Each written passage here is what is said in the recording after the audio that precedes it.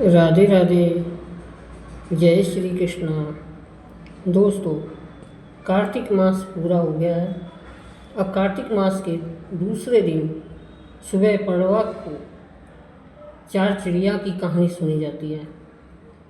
इसके लिए हम चार चिड़ियाओं का घर बनाते हैं। आप देख रहे हैं, मैंने चारों चिड़ियाओं के लिए चावल का घर बनाया है। उनको एक एक कमरा दिया है।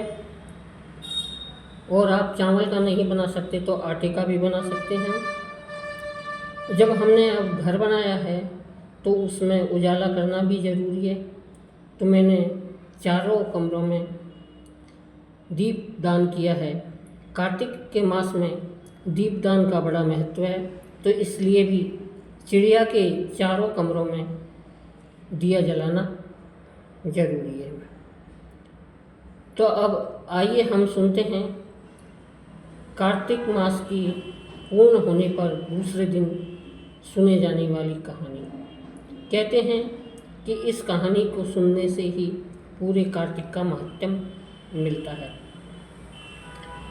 चार चिड़िया थी, तो वो कहीं उड़ती उड़ती दाना चुगने गई।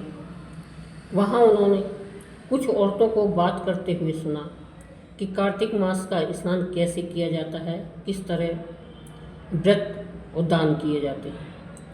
अब चारों चिड़ियाओं ने आके मन बनाया कि अब हम भी कार्तिक स्नान करेंगे। चारों चिड़ियाएँ सुबह जल्दी ब्रह्म मुहूर्त में उठती और तालाब में डुबकी लगाती और फिर व्रत, ध्यान, जप सब कुछ करती। ऐसा करते करते उनको पूरा कार्तिक का महीना हो गया। अब चारों चिड़ियाओं ने सोचा कि आज हम खिचड़ी बनाएंगे। तो एक चिड़िया तो मूंग की दाल लेके आई, एक चिड़िया उड़कर चावल लेके आई, एक चिड़िया घी लेके आई और एक चिड़िया पानी लेके आई। और चारों ने मिलके खिचड़ी बनाई। चारों ने सोचा कि जब तक खिचड़ी पकती है हम स्नान करके आते हैं। तो चारों चिड़िया नहाने के लिए नदी पर चली गई। उसमें जो सबसे पहले चिड़िया आई उसने देखी कि खिचड़ी पकने में टाइम है, तो उस चिड़िया को बहुत ज़ोर की भूख लग रही थी, तो उसने खिचड़ी की भाप ली और सो गई। उसके बाद में दूसरी चिड़िया आई, उसने देखा कि खिचड़ी आधी पकी हुई है, तो उसने खिचड़ी का पानी पिया और वो भी सो गई। अब तीसरी चिड़िया आई, तो उसने देखा कि खिचड़ी पक चुकी है और दोनों चिड़िया सो गई है, तो उस चिड़िया ने खिचड़ी खाई और वो भी सो गई। अब चौथी चिड़िया आई, तो उसने देखा कि तीनों चिड़िया तो सो रही है और खिचड़ी देखी तो हाँ कुछ भी नहीं है, तो उस चिड़िया ने खिचड़ी की खुरचन खाई और वो भी सो गई। अब चारों चिड़ियाएँ सो गई।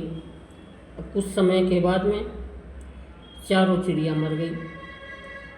तो जिस चिड़िया ने भाप का पिया उसने राजा के घर पर राजकुमारी का जन्म लिया, और जो चिड़िया ने पानी पिया उसने ब्राह्मण के घर जन्म लिया, और जो तीसरी चिड़िया थी जिसने खिचड़ी खाई उसने कुम्हार के घर जन्म लिया, और जो चौथी चिड़िया थी जिसने खुरचन खाई उसने राजा के घर में हथिनी का जन्म लिया।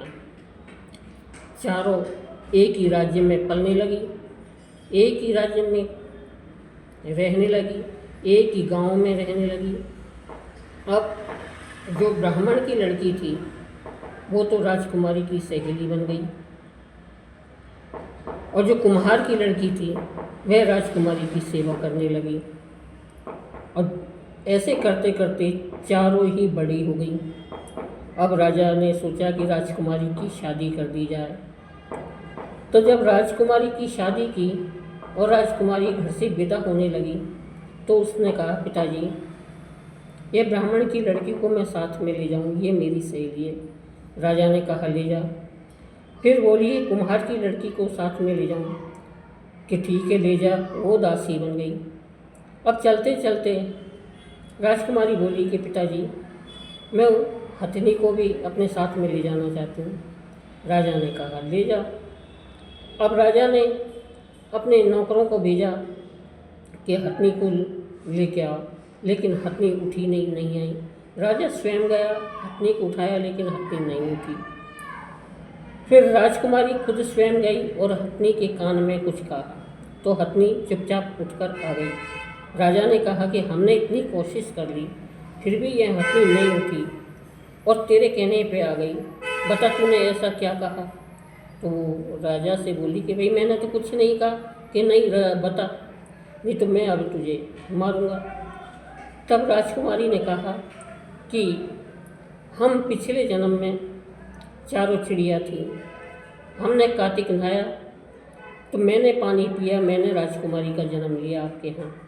इसने भाप ली, ये ब्राह्मण के घर जन्मी, और इस चिड़िया ने खिचड़ी खाई तो ये कुम्हार के घर जन्मी, और इसने खुरचन खाई तो इसने हथिनी का जन्म लिया। तो मुझे पिछली जन्म की बातें याद थी, इनको नहीं थी, तो मैंने इसको पिछली जन्म की बात याद दिलाई, इसलिए ये चली आई। राजा ने कहा कि कार्तिक स्नान का इतना महत्व है, तो अब कार्तिक हम भी नहाए करेंगे। अब तो राजा रानी कार्तिक नहाए तो उनके सब कुछ हो गया, अन्न धन सब कुछ अच्छा हुआ। फिर तो राजा ने पूरे गांव में ढिंढोरा पिटवा दिया कि जो पूरे गांव में कार्तिक स्नान करे। अब तो सब कोई पूरे राज्य में कार्तिक स्नान करने लग गए, तो पूरे राज्य में खूब खुशहाली हो गई, सबके धन धान्य खूब हो गए, खूब राजा के ठाट बाट हो गए, और पूरा राज्य बिल्कुल राम राज्य जैसा हो गया।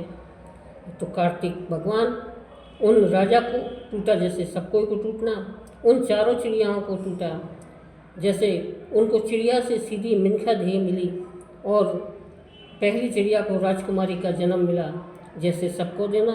हे कार्तिक महाराज, कहनेवाड़ा को सुनवाड़ा को, हुकारा वालवाड़ा को, सबको देना। उनको धन दिया, राज्य दिया, सबको वैभव दिया, वैसा सबको देना। और जैसा चिड़ियाओं के लिए घर बनाया, ऐसा सबके लिए घर देना। तो कार्तिक महाराज उनको टूटा जैसे सबको को टूटना।